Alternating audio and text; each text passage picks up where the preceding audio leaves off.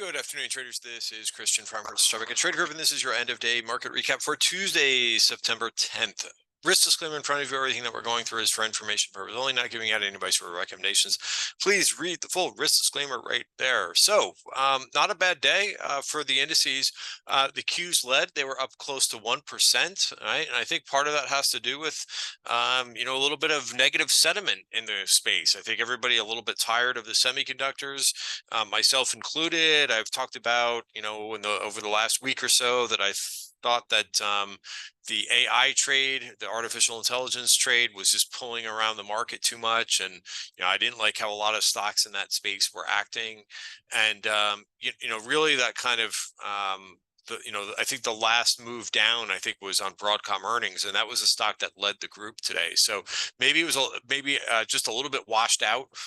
There was also some positive news by Taiwan Semiconductor last night that really kind of got overlooked. But also when you look at the big stocks, the Magnificent Seven or FANG stocks, whatever you want to call them, like they have not been trading well at all. And so these things happen, of course, where things can bounce back.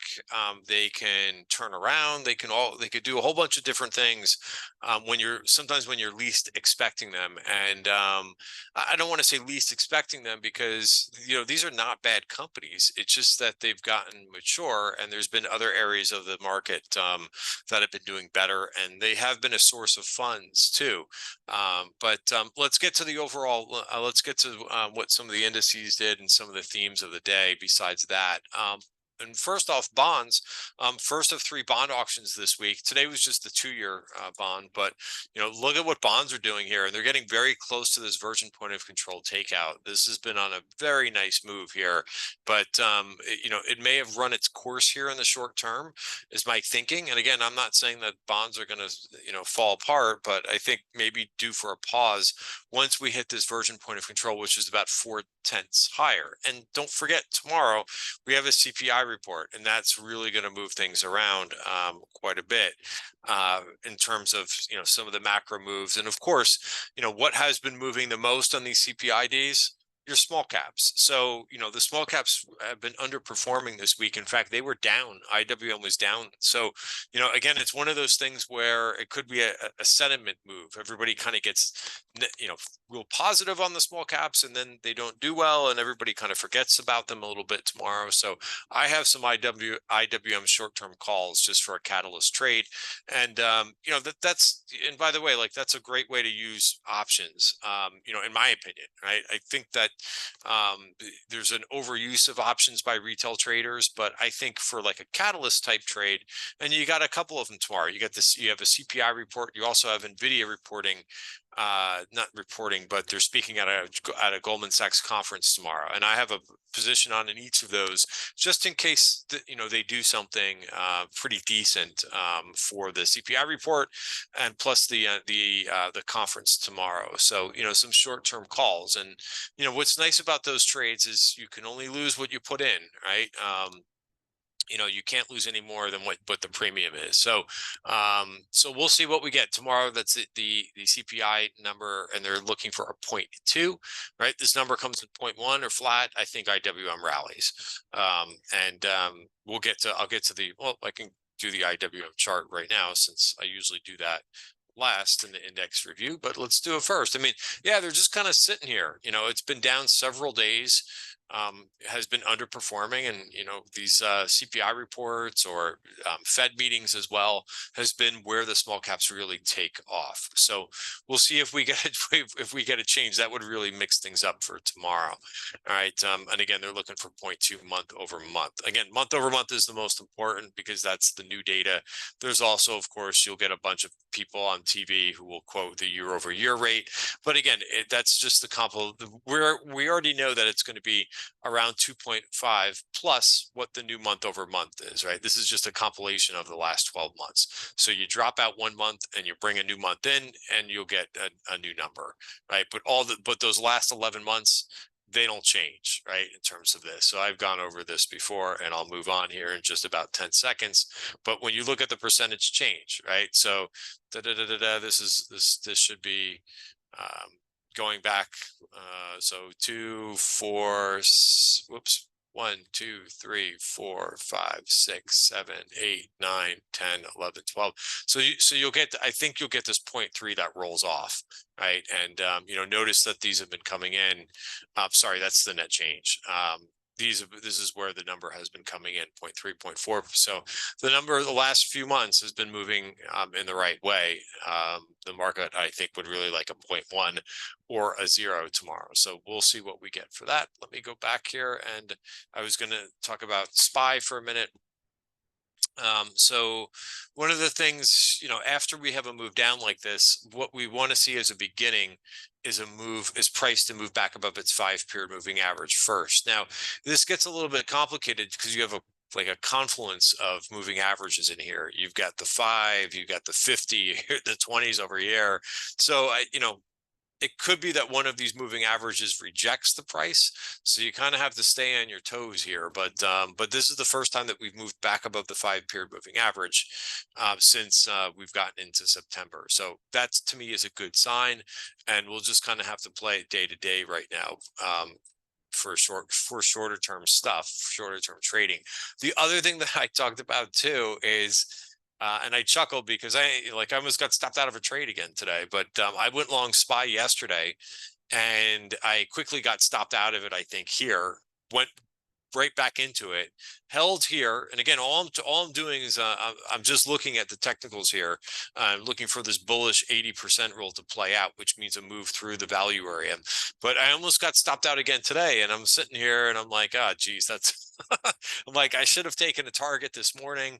Well, I did take a target today at the end of the day, but in this market right now, I feel like every time I don't take a quick target in something, it comes back to bite you. But back and forth we go, and moving to the upside. So again, I did take a target here, and we're pushing through to the we are so far staying inside the value area for the week. And again, sometimes looking at the shorter term trend kind of helps you a little bit. Here's the cues. We're also so first things first, right? This was a really nice signal by the MarketWebs. We found support here on the bottom of value that held. You had an inside day yesterday, still another inside day today from Friday's candle, but you are making some progress and getting above the 5-period moving average. Now you can set your stop to maybe the 5-period moving average, or maybe yesterday's close if you want a little bit more tolerance. Looking at the 1-hour chart too, you could also use this 455 level, which is about 0.6 lower. And this is also now lit up in green, meaning bullish 80% roll. And you can see that in the upper left corner of the value area for the week. So bullish 80% roll, looking for a move through the value area by Friday. That's about 1.8% up. Again, not saying that definitely happens, but you definitely have a rule in place, and you've got to stop to use 455. I get questions all the time on Twitter, like, hey, do you think this is going to move? Like, what do you think it's going to do tomorrow? I don't know. If I obviously have a hunch, right? If we get a dovish report, I think IWM will go up. I mean, dovish, not dovish, but less than expected. And I think IWM will go up. That's my logical thought, right? But I don't make I'm not making a prediction that this is definitely going to happen tomorrow, right? That's a fool's game.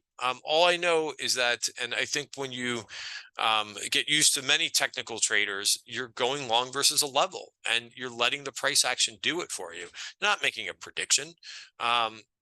You're using your technicals such as this 1-hour value area and saying, hey, I think it could go possibly to 466, but it's not a prediction. It's just knowing what you're going to do in each situation, right? Knowing how you're going to proceed, right, in each situation. That's all it is. People overcomplicate things by trying to basically come up with a master prediction, but it's not about predicting, in my opinion, right? It's about knowing what your catalysts are and so on and so forth, and trying to anticipate, such as we have events tomorrow, but and being aware about that and being a little bit clever, but it's not about making these predictions. All right. So we analyzed the indices, areas that did well today. Finally, Bitcoin is starting to move a bit, right? That really has gotten absolutely smoked over the last couple of weeks. I think I down 17 or 18%. Right, this bullish 80% rule is playing out, looking for a move up about another 1% to about 58 520. And again, this is short-term stuff, right? We're looking at the 1 hour bar. We're looking at the value area for the week, and the daily chart.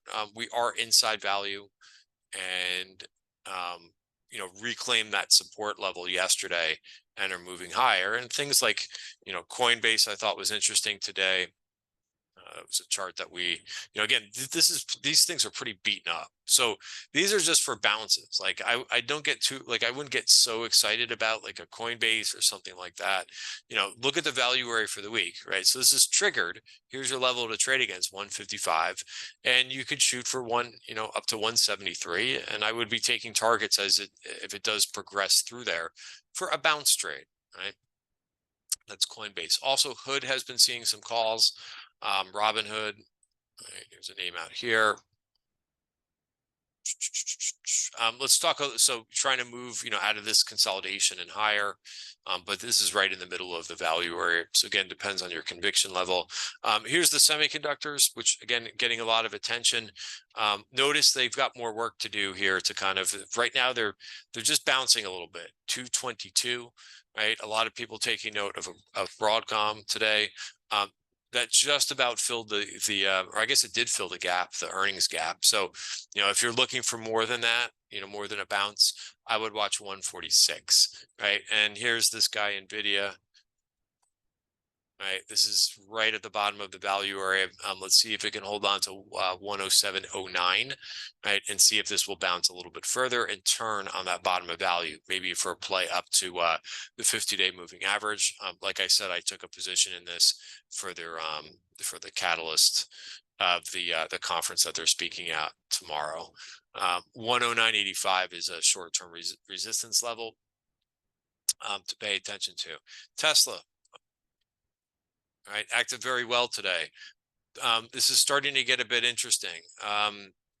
Again, it did not, I'm on the weekly chart. Sorry, that's the wrong chart. I want to be on the daily chart. This did break back above its value area. Remember where this ran last week, right to the VPOC, and then it got hit pretty hard. But if you're trading these ranges, right, you're probably, as we covered in last week's video, I said this is probably where you want to be taking short-term profits. And then it reverted all the way back, like some chutes and ladders. There's a game that you used to play as a kid, right? Shoots and ladders, up, boom. And that's how Tesla's been trading for a while.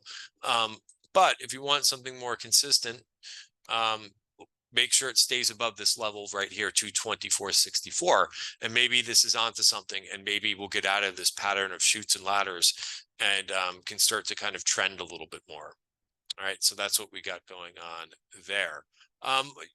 We were talking a little bit about interest rates and about how they have been moving lower, right? And we were talking a little bit about and the Tribeca Trade Group trading room, nice conversation about what interest rates have been doing, right? They've been moving down pretty decently.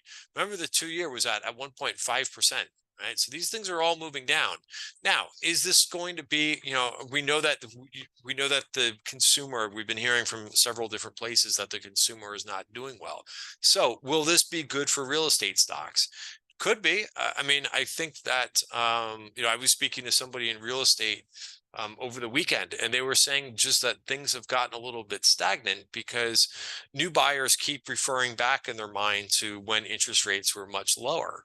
And my thought to the real estate agent was, well, maybe if they kind of come off maybe a percentage from the highs, maybe that would get some of these people to be a little bit more active, or people that have a house that have been kind of stuck in a house. They've wanted to upgrade, but they don't want to do it because their mortgage is so low, right? So this kind of benefits that situation. So maybe some people start to move a little bit and start to look at least on Zillow. And this has been a trade that we've been talking about for a little bit, but nice little consolidation here and break higher.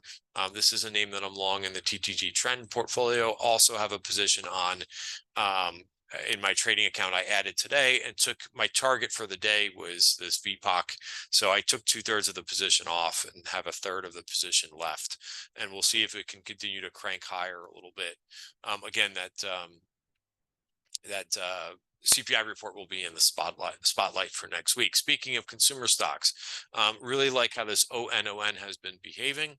I got long this on Friday, and it's been acting well. It's been holding in there where the rest of the market was going lower. It's been holding this 44.08 level. It tested this the last 2 days, but is starting to kind of move higher.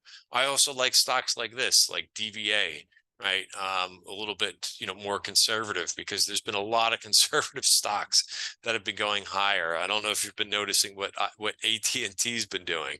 Again, so the market, even though some of those tech areas are bouncing, right? You've got these things trending, right? And that's been the story with consumer staples.